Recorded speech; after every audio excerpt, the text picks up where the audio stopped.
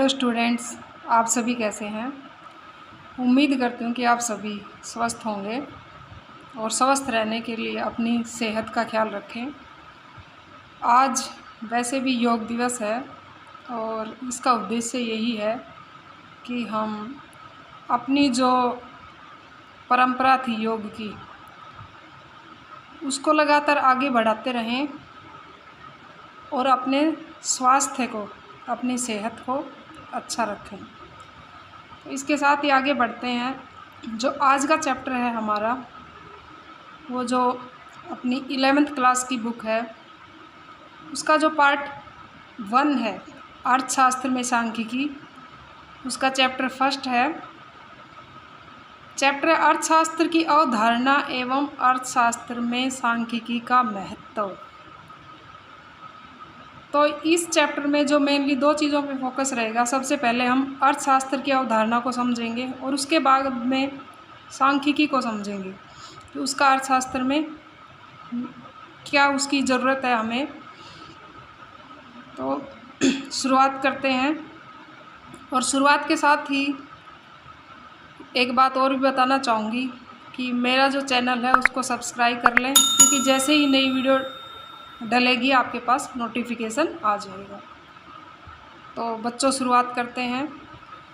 इसके अंदर जो आज का जो हमारा वीडियो है, उसमें जो टॉपिक कवर होंगे, अर्थशास्त्र क्या है, आर्थिक समस्या क्या है, अर्थशास्त्र के 3 विभिन्न घटक, उपभोग, उत्पादन और वितरण, व्यष्टि तथा समष्टि अर्थशास्त्र।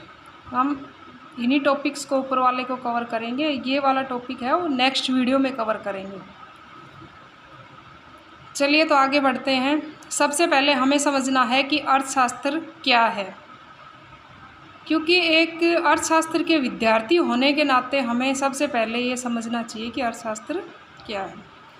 What is economics. तो प्रत्येक व्यक्ति किसी न किसी आर्थिक क्रिया में लिप्त है, चाहे वो बच्चा है या बड़ा है, वो किसी न किसी आर्थिक क्रिया में लगा हुआ है। हमें जब हम एक अर्थशास्त्र के विद्यार्थी होने के नाते जब हम स्टडी करेंगे तो समझेंगे कि हम किन आर्थिक क्रियाओं में लगे हुए हैं। आम आदमी इन चीज़ों को नहीं समझ पाता। तो ये आर्थिक क्रिया मुख्य रूप से उपभोग, उत्पादन, बचत व निवेश है। इन आर्थिक क्रियाओं का अध्ययन ही अर्थशास्त्र है। तो सबसे पहले कि व्यक्ति आर्थिक क्रियाओं में लगे हुए हैं और आर्थिक क्रियाएं हमारे सामने उपभोग के रूप में, उत्पादन के रूप में, बचत के रूप में तथा निवेश के रूप में है। और जब इन आर्थिक क्रियाओं का हम अध्ययन करते हैं तो वो क्या बन जाता है? अर्थशास्त्र। तो अब ये बात तो हमारे सामने आ गई कि हम उपभोग जैसी, उत्पादन जैसी, बचत जैसी और निवेश जैसी आर्थिक क्रियाओं में लगे हुए हैं। पर ये हैं क्या?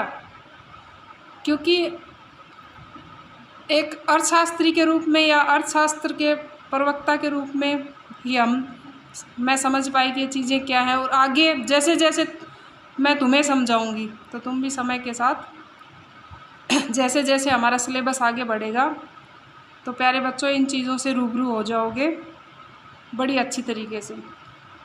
तो सबसे पहले हम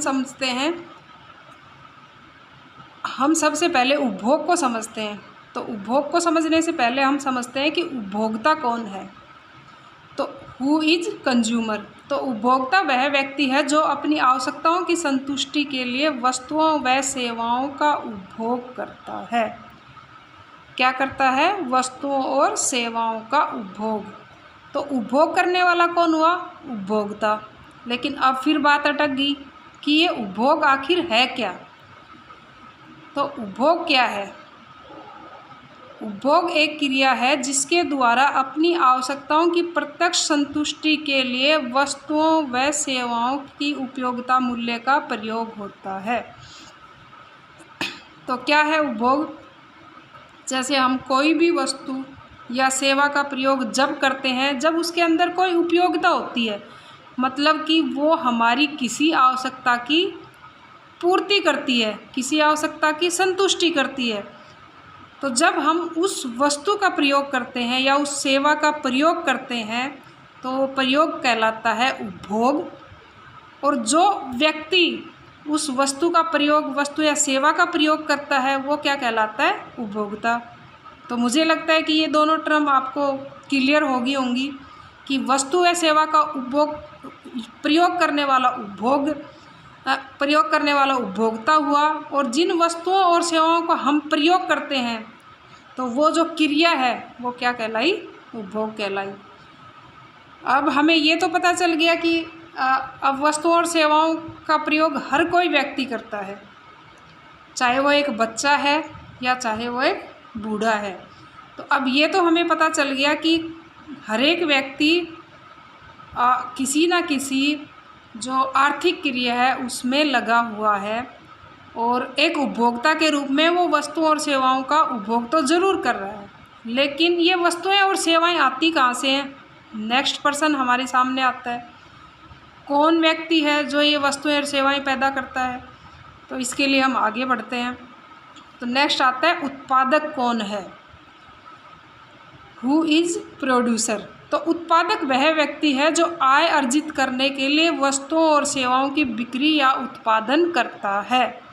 तो जो उपभोग के लिए हमारे सामने वस्तुएं आई, हमारे सामने बिक्री के लिए जो वस्तुएं उपलब्ध हैं, और हम एक उपभोक्ता होने के नाते उन वस्तुओं को खरीदने के लिए तैयार हैं अपनी आवश्यकताओं की संतुष्टि के लिए, तो उन वस्तुओं की पूर्ति करने वाला जो व्यक्ति है वो कौन हुआ? उत्पादक। उसने उन वस्तुओं और सेवाओं का उत्पादन किया। कैसे किया? उसने जो रॉ मटेरियल है, जो वस्तुएं हमारे आज प्रयोग के तौर पे काम में नहीं आ सकती, लेकिन उनको प्रयोग के रूप में वस्तुएं बना के कि हम उनका प्रयोग कर सकें, तो वो कौन, ये कार्य कौन करता है? एक उत्पादक करता है, जो कि रॉ वस्तुओं को, रॉ मटेरियल को हमारे लिए यूजफुल वस्तुओं में परिवर्तित कर देता है। तो वो कौन है? उत्पादक। पर फिर एक सवाल फिर हमारे सामने आता है कि भाई वो ऐसा क्यों करता है? तो वो अपने फ़ायदे के लिए या लाभ अर्जित करने के लिए वो ऐसा करता है। तो नेक्स्ट आगे बढ़ते हैं हम नेक्स्ट पेज पे, कि अब ये तो पता चल गया कि उत्पादक कौन है। नेक्स्ट कि उत्पादन क्या है? What is production? तो उत्पादन वह प्रक्रिया है जिसके द्वारा कच्चे माल को उपयोगी वस्तुओं में परिवर्तित किया जाता है। तो जो कार्य जिसके द्वारा जो कच्चा माल है वो किस में परिवर्तित होता है? कि उपयोगी वस्तुओं में। जैसे मैं छोटा सा एग्जांपल दूंगी कि जैसे कोयला है, तो कोयले से बिजली बनी। अब कोयला डायरेक्ट भी यूज में आता है, लेकिन उसका एक नेक्स्ट प्रयोग भी है कि उससे बिजली बनती है, और बिजली को हम घरों में या फैक्ट्रीज़ में उपयोग होती है। नेक्स्ट आया कि बचत क्या है। तो ये टर्म भी हमारे सामने आती है कि बचत क्या है। तो बचत यह आय का वह भाग है जिसको उपभोग नहीं किया जाता। तो बच्चों, प्यारे बच्चों, आपने उपभोग को समझा। तो कोई भी व्यक्ति है वो जब कहीं पे अपनी जीविका को चलाने के लिए कार्य करता है और बदले में उसको क्या मिलती है? इनकम।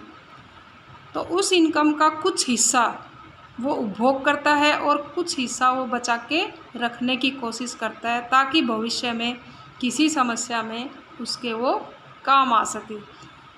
तो जब उपभोग ना करके, मतलब कि सारी इनकम को उपभोग ना करके, कुछ इनकम तो हम अपनी उपभोग करेंगे, क्योंकि हमारी जो ज़रूरतें हैं वो हमें पहले पूरी करनी है। उन ज़रूरतों को पूरा करने के बाद में जो कुछ इनकम व्यक्ति के पास बच जाती है, तो वो जो अपनी बचा के रख लेता है, तो वो क्या कहलाएगी? बचत। नेक्स्ट जो हमारा है कि निवेश क्या है? What is investment.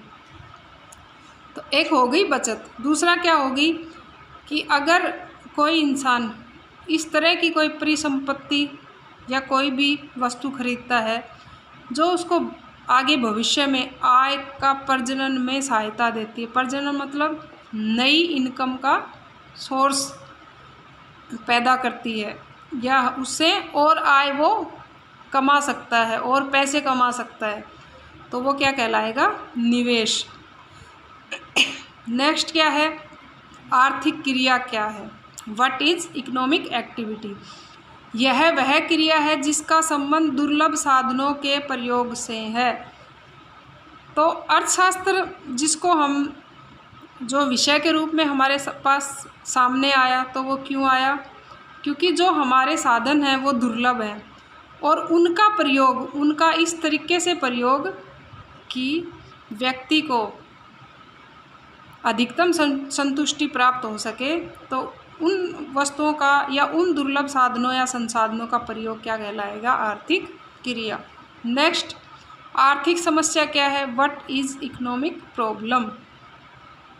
तो यह चयन की समस्या है जो इस तथ्य के कारण उदित होती है कि संसाधन दुर्लभ हैं तथा इनके वैकल्पिक प्रयोग हैं। यदि आर्थिक समस्या ना होती तो शायद अर्थशास्त्र नहीं होता, क्योंकि आर्थिक समस्या के कारण ही हमारे सामने अर्थशास्त्र की उत्पत्ति हुई। तो चयन की समस्या, जो चयन की समस्या है वो ये बताती है कि जो हमारे पास संसाधन है, यानी कि संसाधन किस रूप में है? भूमि के रूप में है, श्रम के रूप में है, या और भी संसाधन है, जल के रूप में है, या जो भी संसाधन है वो हमारे पास क्या है? लिमिटेड रूप में है। और इनके प्रयोग हमारे पास कैसे हैं? वैकल्पिक। मतलब एक समय में हमें ये देखना पड़ता है कि इस वस्तु का किस रूप में हमें प्रयोग करना है ताकि हमें अधिकतम संतुष्टि प्राप्त हो सके। आगे हम पढ़ेंगे। तो ये तो हमने समझा कि जो हम अर्थशास्त्र के रूप में जो हम अध्ययन करते हैं, जो आर्थिक क्रियाएं, मनुष्य जो आर्थिक क्रियाओं में लगा हुआ है और जिसका हम अध्ययन करते हैं, तो ये वो सारी हमारे पास जो समस्याएं थी उनको हमने समझा। और अब जो हमारा है वो नेक्स्ट रहेगा अर्थशास्त्र के विभिन्न घटक। तो ये घटक कौन कौन से हैं? उपभोग, उत्पादन और वितरण। तो ये अर्थशास्त्र के 3 मुख्य घटक हैं। तो सबसे पहले हम उपभोग को समझते हैं। तो उपभोग, अर्थशास्त्र के विद्यार्थी होने के नाते यहाँ हम अपनी आवश्यकताओं की संतुष्टि के लिए विभिन्न वस्तुओं और सेवाओं के उपभोक्ता तथा क्रेताओं के रूप में मानव जाति के व्यवहार का अध्ययन करते हैं। तो एक तो उपभोग, हमने ये समझा कि वस्तुओं और सेवाओं का प्रयोग करना क्या कहलाता है? उपभोग।